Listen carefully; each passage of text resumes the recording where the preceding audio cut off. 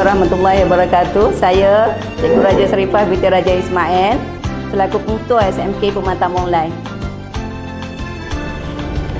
Saya Puan Cik Rohana binti Zakaria, penolong kanan pentadbiran SMK Pematang Bonglai. Saya Cikgu Salimah binti Abdul Karim, penolong kanan Hal Ehwal Murid SMK Pematang Bonglai. Saya Puan Azmah binti Haji Ahmad Fazali, penolong kanan Co-Curriculum SMK Pematang Bonglai. Saya Cikgu Zuraida binti Zainan, Guru Kanan Kemanusiaan SMK Pematang Bonglai. Saya Hafizah binti Yahya, Guru Kanan Teknik Vocational SMK Pematang Bonglai.